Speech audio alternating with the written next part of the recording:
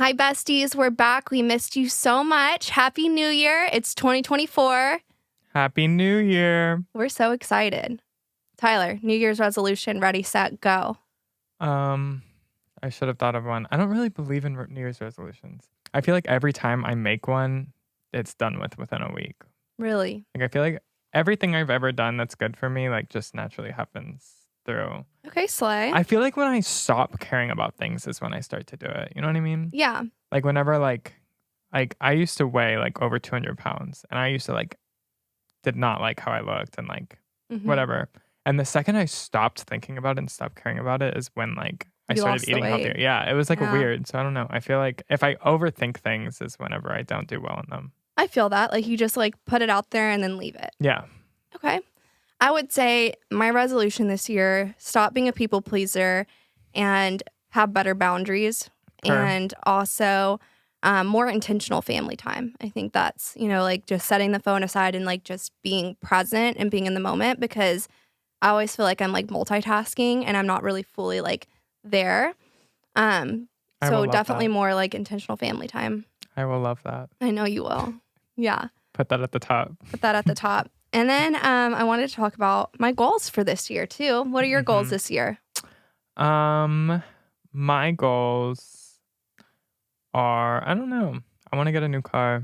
It's at the top of my list. I totaled my car. I don't know if we've said that on the podcast. No, I don't think we've told them. But I was going 17 miles per hour and rear-ended someone. My fault, kind of not my fault. The lady literally said it wasn't my fault, but the law says if you rear-end someone, it's your fault. So somehow my car that was less than a year old, brand new, got totaled after going 17 miles per hour. Who knows how that happened? But yeah. What do you want to get? What car would you get? I don't know. I really would want to get a BMW again. Yeah, I loved your BMW. I had a BMW. Oh, this is going to sound bitch assy. I'm sorry. I had a BMW. Tyler's a bougie little boy. Okay, listen. No, I was a spoiled kid. I'll defend you here. He was adopted. This boy was paid for. Like, I'm telling you, adopted children are loved more than birthed children, because like you really have to want a kid. Like you really have to want him to like seek them out and pay the amount of money and go through how much it goes through to like adopt a child. Like, he has the best mom in the entire world. Like, it's true. Truly, like, silver spoon. And you should never feel bad about it. Like, that's how you were raised. You're lucky. You could have literally had such a different life. Yeah, no, it is very true. And I'm extremely grateful for my parents. But seriously, your mom rocks. Since high school, I did have a BMW. And then whenever I was going to get this I was birthed and got a Prius, so. You were birthed? Well, I mean, you were birthed too, but you know what I mean? Like, I had my birth parents and they gave me a Prius, and you were adopted and got a BMW. So you know what? Like, I'd probably wish my parents sent me to like a rich family too. But then I got a Mercedes for this last car, and it was just horrible. Savanna knows. I complained about it all the time. The first 6 months that I owned it, it was in the shop for 4 months. Yeah. And they wouldn't like do anything about it. Like, they were just like, oh, sorry.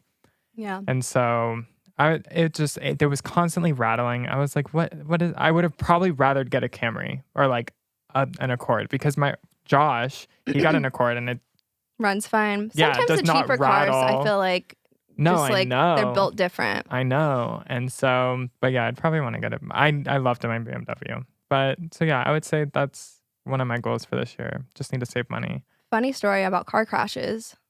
Well, it's not like, not car crash. What, that you've totaled 4 cars? I don't think it's 4. Okay. Actually, 1, 2, 3. Okay. Totaled 3 cars. Okay. But funny story is, when I was in high school, I was changing the music to a song, and I like completely totaled my Prius on our neighbor's mailbox. And it was like in the neighborhood, and she was like gardening, this sweet old lady.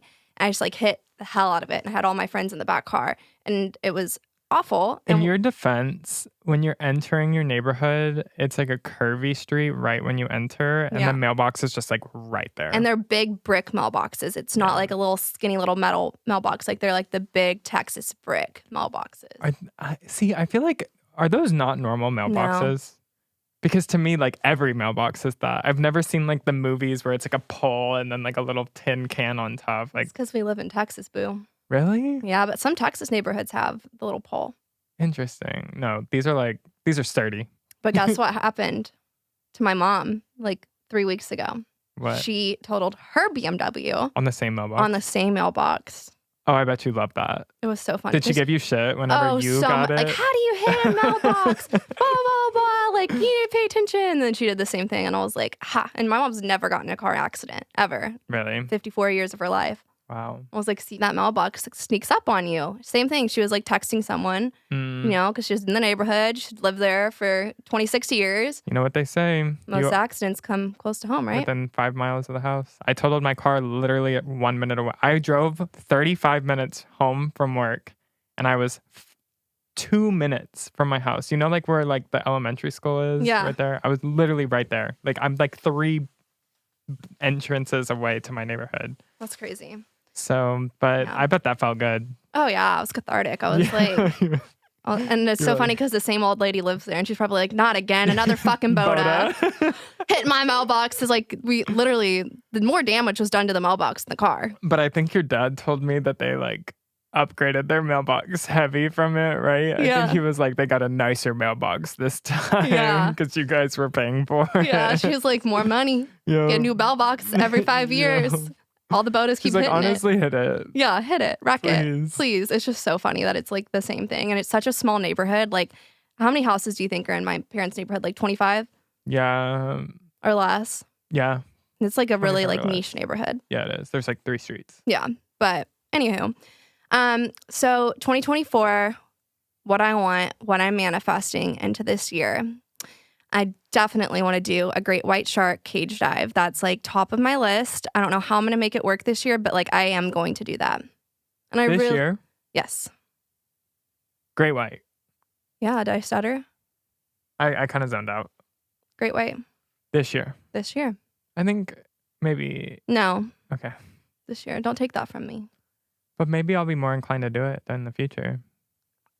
I'm not banking on that, bestie. You've made it very clear that you hate me and you hate shark dives. I just hate the ocean. It would be so fun to see a magical beast that close. Sound off in the comments below.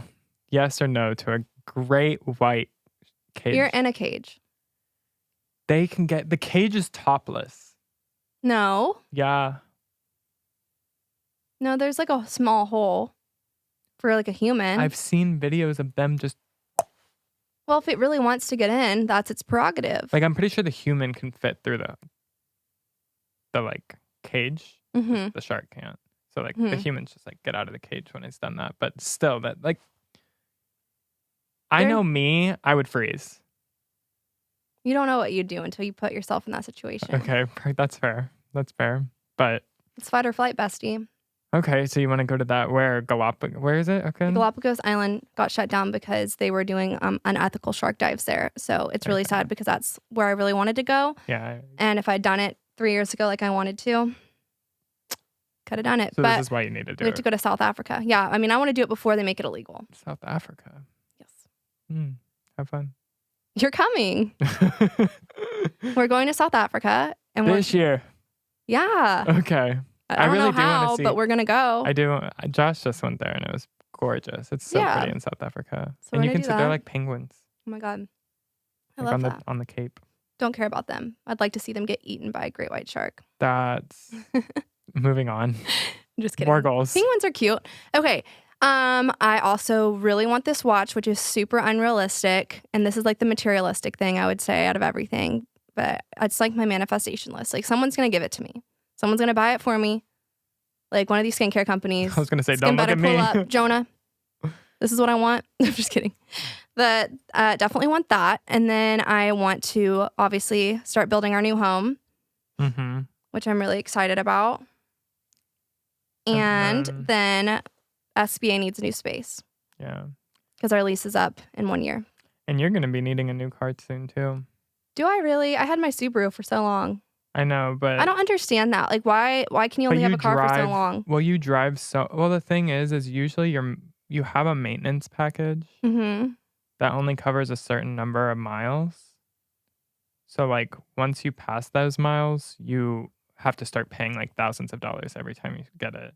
That's why I got my Mercedes, because my BMW maintenance thing works like I went over the mileage, so Mhm. every time I'd bring my car in, it would be like $2,000. So I was like, it's honestly just cheaper To get a new car. to get a new car and then Yeah, well, I was and you thinking drive so much. I love my Porsche. Yeah. But I do think I would like a G-Wagon, but I just think it might be too large. Yeah, you couldn't fit that in your garage right now. Yeah. At the new house you could, but there's no way. Dude, your car right now is like you have to suck in your stomach to get that car in the I know, garage. I have to put her ears in. Like it is so tight. It makes What me are those nervous. called? The ears? Rear view mirrors, No, that's the one that's inside the car that you look back at. side mirrors. Oh, I call them ears. Well, that's fair. They look like little ears. Did you know one time I hit my ear on my Scion? No, that's a laser. Scion. Scion. Yeah. You have a Scion? I did have a Scion. Like the 2-door or 4-door? 4-door. Interesting. Yeah. And I knocked the shit out of the ear. I wanted that car when I was like 14. Okay. A Scion. Anywho. I think it was like a Scion. And then I want to start cooking at home more for sure. Like no more Uber Eats. I feel like I've done a lot of Uber Eats. So I think cooking at home this year is going to be really important. And a lot of people ask me for diet tips. Prioritizing protein has been a game changer. So whenever you go out to eat or if you're cooking at home, always eat your protein first because it'll make you fuller faster and it's healthier. And then it helps you just be like more lean, more muscular. Yeah. So that's usually what I do because before, like I would always like want to go for my sides, like whether it was rice or fries or like whatever it is, like I'd always fill up on like the carbs and like the not nutritious stuff. And then I would start eating the chicken and I'd have like 2 bites of like whatever meat I was eating. So I think prioritizing protein obviously is like something I'm going to take into the new year. And y'all know I love Chomps, my meat sticks. Obsessed. 10 grams of protein. They have no filler ingredients in them. Like it is so good. I like the turkey pepperoni and then the turkey jalapeno. She's a little dry. I think the pepperoni has a little more juice into it. I don't know why. I feel like all those like sorts of jerkies and meat sticks and stuff like that are always dry. Not like so dry. It's like more moist than Yeah, it's just a little like moist. jerky. Yeah. Like jerky's dry. Jerky's dry. Okay. This is I like, just imagined the chomp to be just as dry. it's a little So juicier. it's like a salami stick. Less than that. Okay. In the Like, middle. In the middle between salami and turkey jerky. Okay. Yeah. So I really, really have been loving my meat sticks. And then I don't know, guys. I'm back and forth about this pregnancy thing. I just got a lot happening. If it happens, it happens. If it doesn't happen, it doesn't happen. But Cyrus is 3 children in one. I swear. he really is. And then what else is on my list? Let's see. Okay, I want to speak internationally twice this year. I already know I'll for sure go back to the UK to speak at SD World, but manifesting being asked to speak in South Africa so I can go Shark Dive while I'm there. So if anyone that wants you to speak in South Africa. Honestly, that's good. I mean, that's more plausible than not because I'm pretty sure they speak English there. Yeah.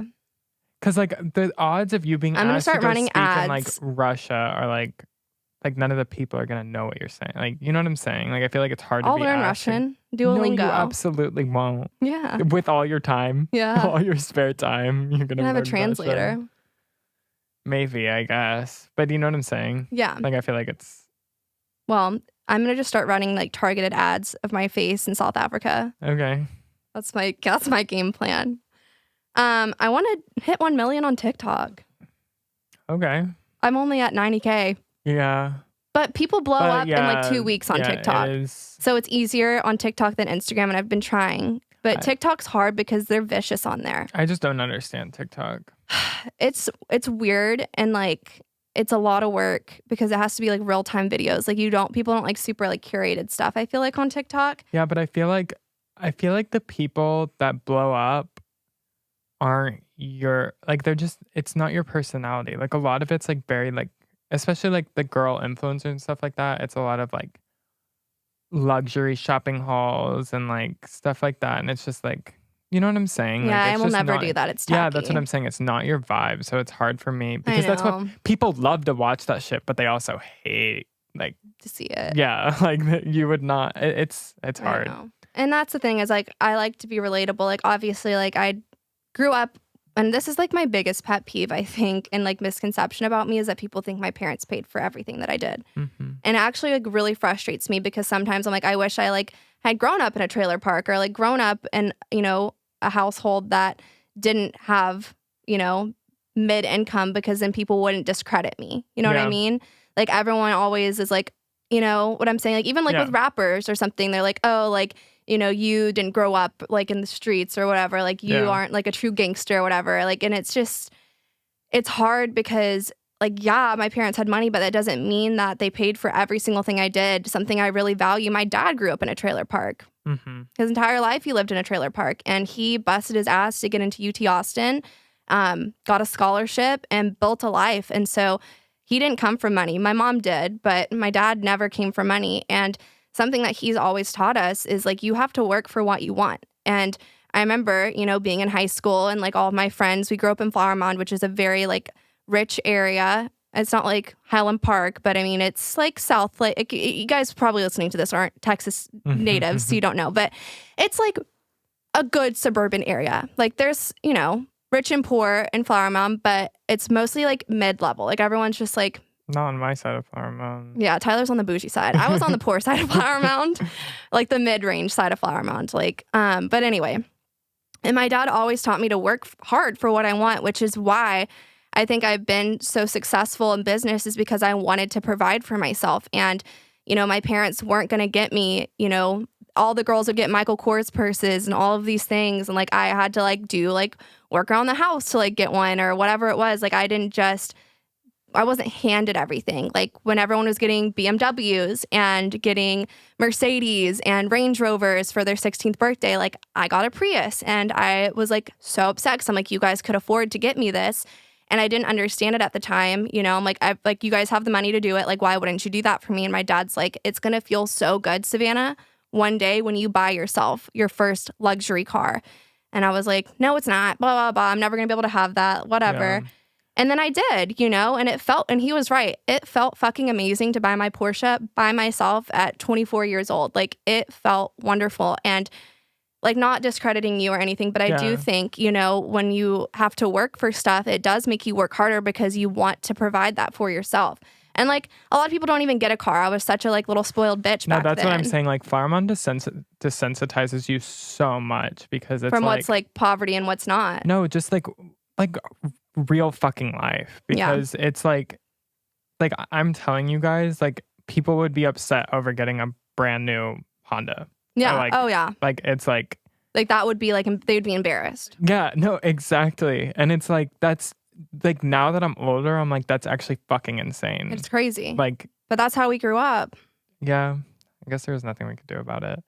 I told you this before, but like Flower Mound was on like news articles for like having in the country, they had like most spoiled children by cities and most spoiled children by towns. And Flower Mound was like number 7 in the country for most spoiled children. That's and, like crazy. Highland Park and other like no other Texas neighborhood was on the list. Like it was literally Flower Mound. I'm like, it makes sense. Yeah, but I mean, it's hard because then if you don't have those things and everyone around you has them, like then you'd get bullied and like people would literally bully you for not having like the newest shoes or like the newest this or the newest that. Like you would literally get hazed and fucking attacked and bullied at these schools. I like had a friend who she used to see you for her skin. Okay. She like was in this friend group with these girls and this was in 7th grade. Mm-hmm. And they literally, what was that brand? That was like super ugly fucking bags. Vera Bradley. Yes. She got kicked out of their friend group because she didn't have Uggs in a Vera Bradley bag. Like I'm dead ass serious. They were like, no, like, I'm sorry. Like we just can't hang out with you. That's so sad. And it like, it's but that's literally what happened. No, yeah. Like if you didn't like, fit in. I know that most people hearing this probably like, this can't be real. It is real. No, it is 1000% real. No, it's like, it's so sad, but it's true. But that's all you know when you grow up in this bubble, you know, and you have to also know at that time, social media wasn't huge. Like what we knew was what we knew. And like, Yeah. that was it. Like we had magazines and like Mhm. TV ads, but like there were no, and like, you know, we didn't have like all of these Yeah. things. No, I honestly like, I don't know. I feel like I've talked about this on the podcast before, but like I had a friend growing up. Like I was like a spoiled little rotten shit until like middle school. And then I had this friend who like really was not well off. Like there's this like one neighborhood on my side of Flower Mountain that's like the original neighborhood before like anyone. Yeah, before it blew up. No, like before any neighborhood. Like it was like the houses were built in the 70s or like the 60s. Like so old. And like that's where her family is from. And like so like I became friends with her and it just taught me so much.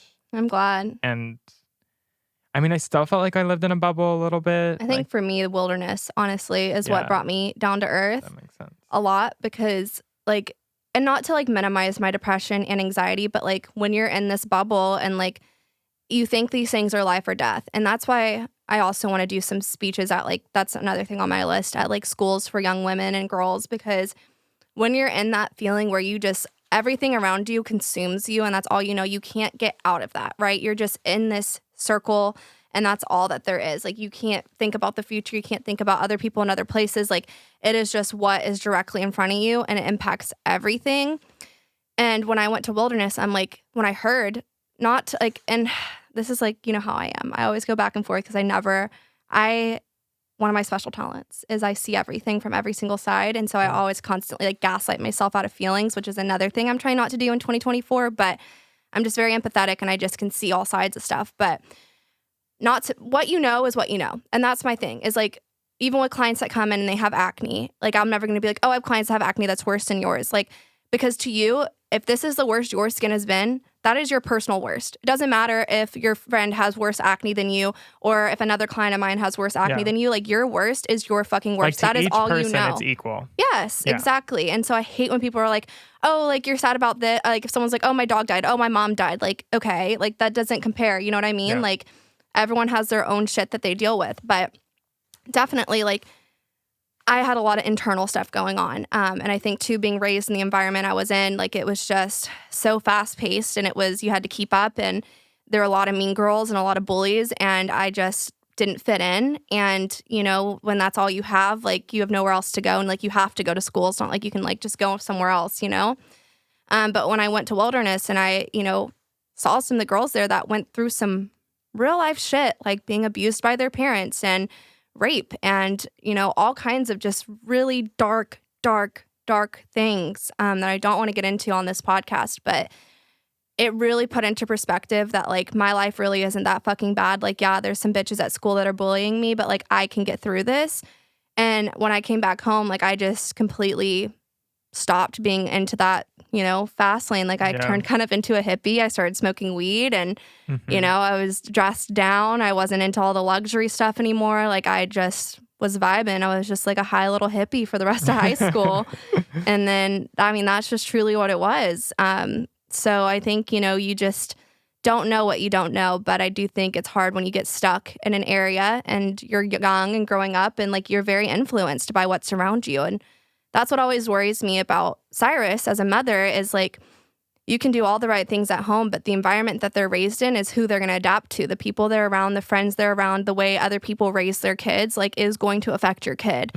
So it just truly is a lot to think about when you're picking, you know, where you want your child to go to school and what environment they want. Like right now being in the country, like I'm hoping, you know, that he's going to have some more friends that are down to earth and, you know, less. It's a nice area, but the people in Argyle, Tyler, aren't wearing like Louis Vuitton and driving Range. It's not like that. They have money because they have land, but it's not like that. It's a little bit like that. I don't think it is. Okay. My best friend went to Argyle High School, so that's why.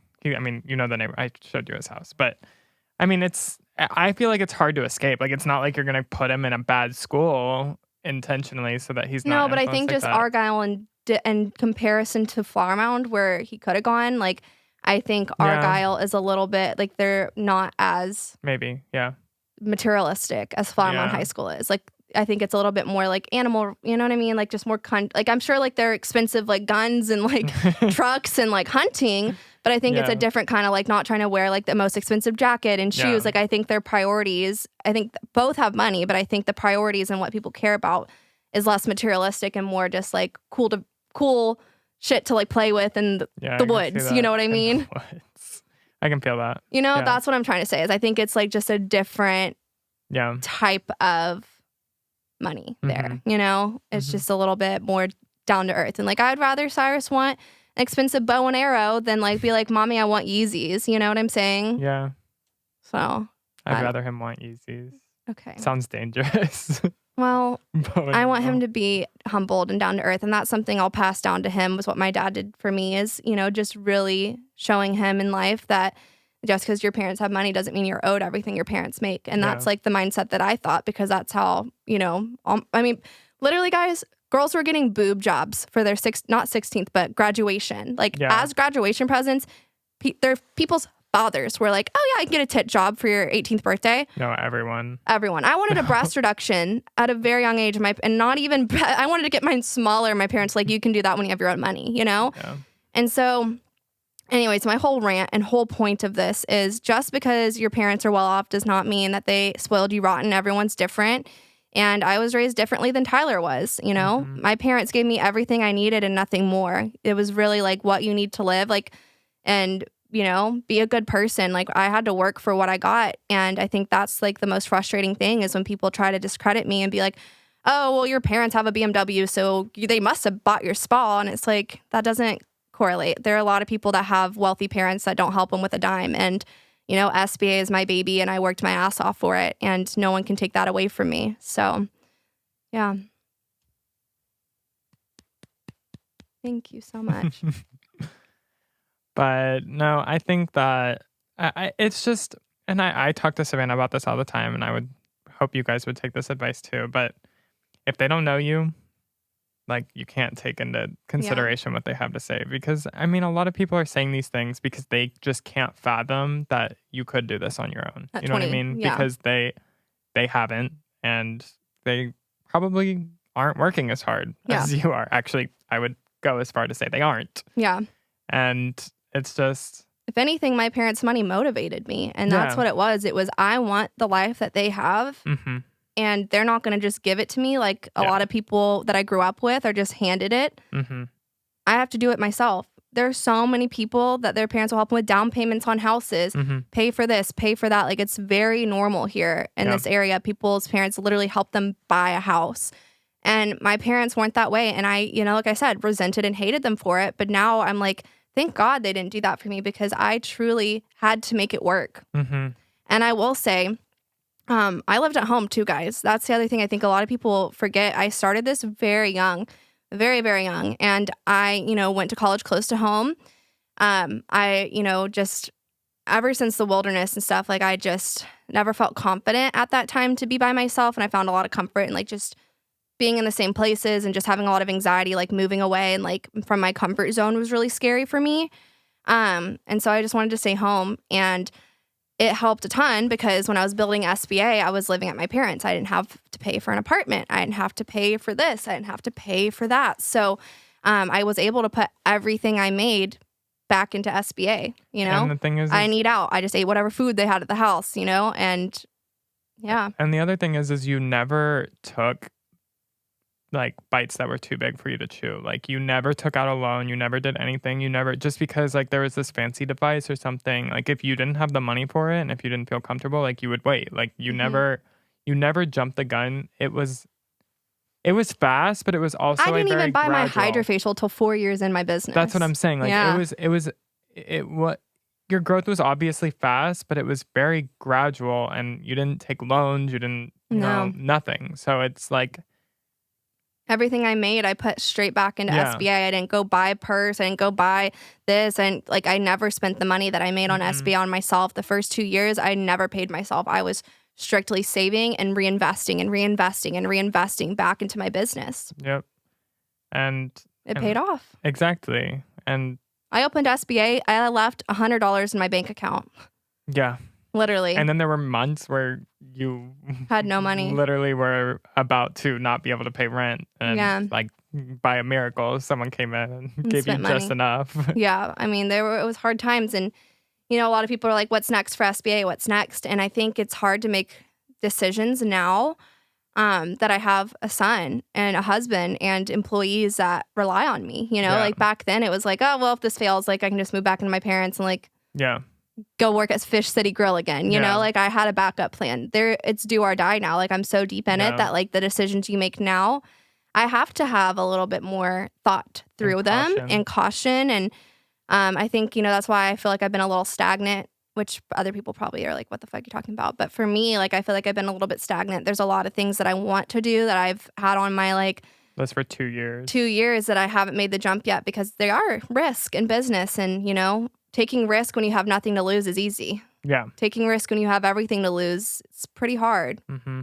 So, And like the bigger your business gets, the more like the next jump is really expected. expensive. Well, it's also expensive too. Yeah. Like it's not like You can half-ass it. yeah, but I mean like say you were to move into a new space or you wanted to, you know, like have a huge space or move somewhere or whatever, it's like it's not the same thing as buying a hydrofacial machine. Like it's a huge investment and Yeah. like it carries a lot more risk Yeah. than decisions that you make earlier on in the business. Yeah. No, definitely. So but It's hard being a business owner. you're like, can we actually stop talking about this? This is stressing me I'm out. starting to spiral Yeah. just a little bit. But I hope you guys don't take anything that we said the wrong way because we have had some haters be like, No, but you this know. is real. Like, this is our lives. And we, you know what I I mean? mean, Like, yeah. we were born into this. It's not like we asked for it. It's not like anything. I mean, we're just saying, experiences of what we've gone through. yeah. And it's also like, And not everyone will we've- relate with it, but that's normal. Not everyone's the fucking same. If we were all the same, how boring would that be? yeah. But I also think that, like, in terms of where we grew up, we both ended up a lot better off Mm-hmm. than 90% of the people in our hometown in terms of like who we are as people. Yeah, we're not shitty people. Yeah. And a lot of people, actually, like most people Are awful. that we grew up with are not great people. Yeah.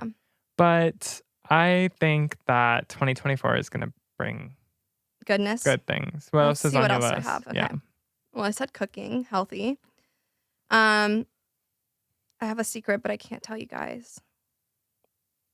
Let's see. Secrets are no fun unless you share with everyone.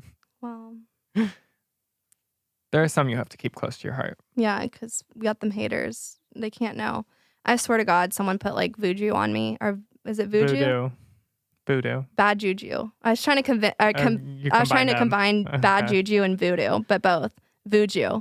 That's the new Okay. word. Okay. I swear to God. You swear to God it's the new word? I swear to God that I have it. I have voodoo on me. Okay. I thought you were like telling me it's the new word. I No. swear. I was like, okay. No, like it's someone's done it. So whoever you are, stop. I'm a mother. I also want to go to Spain really bad, but I prefer South Africa. And then my very last one that I have is hire an esthetician. Okay. Yeah. That's a big jump. Another thing that she's been wanting and talking about for 2 years, but It's hard. I just wish sometimes, like, I just get the fear that people are going to want to work for me to, like, learn how I do stuff and then leave me. And, like, Mhm. I have obviously, like, a really big abandonment issue yeah. that I've had for a while just from childhood stuff. Trying to work that out through therapy. But I just always have the fear of people leaving me or me loving people more than that they love me. And, you know, it's just hard. And I just want someone that's going to want to grow the business. So what I've decided, because this is the thing, and this is the problem I've had with employees in the past, is they see what I've built. They didn't see the hard times, the 7 days a week, the 9 to 9, the working Christmas Eve, the working on Thanksgiving, the working on this day.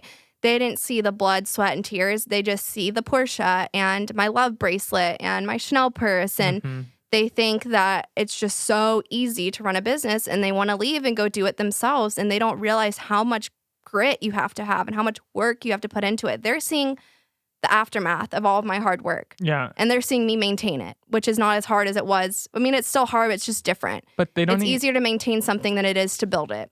Yeah, and they don't even see what you do now. And what I do Like at home. Yeah, exactly. Like I'm pretty sure in their minds, like you get out of work and then you like go on a shopping spree and go to a 5-star dinner. It's like, no, you actually like work until 10:30 p.m. You just have like a chomp in your hand at home, and you have like a face mask on, but you're still at home working all the time. First thing you do when you wake up is open up your phone and start marketing.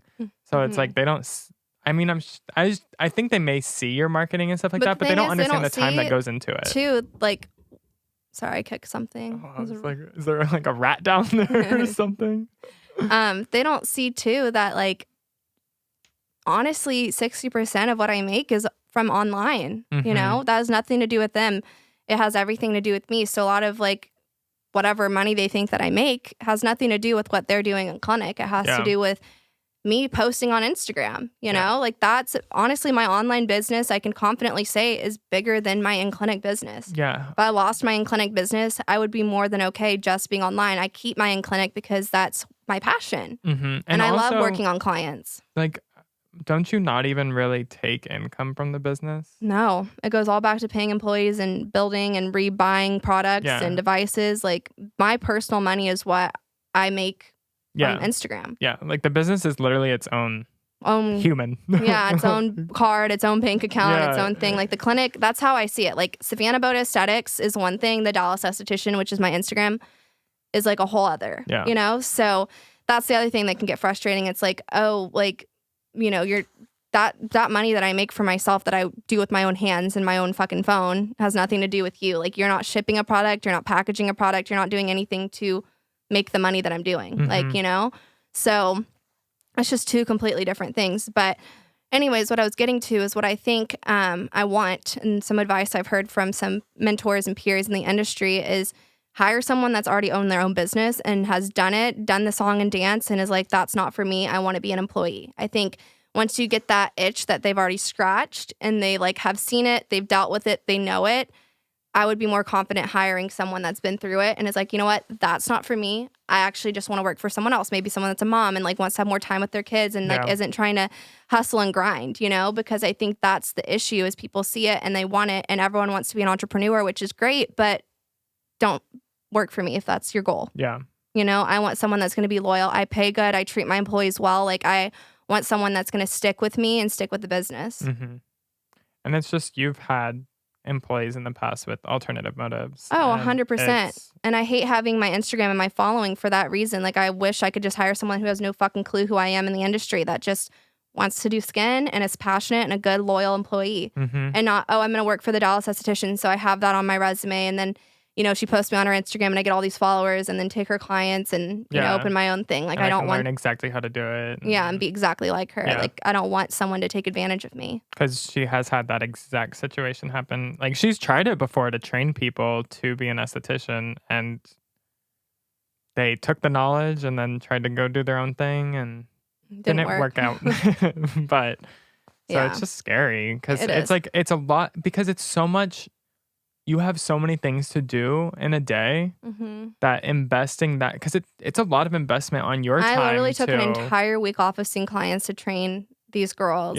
And lost so much money because I literally shut down the business. I had all my reps come in, the best trainers from around the world from every company that we work with to come hand train them. And then you had like people coming in for free treatments because you're not going to charge them when these girls are training. So you have like you have days with no clients and then just models coming in doing free services. Like that's a huge investment on your time, your money, your business's money. And so it's scary business. It is, but it needs to happen because I'm ready to take a step back so that I can build other things in the business. But I can't do that until I have someone. So if that sounds like you, send me an email.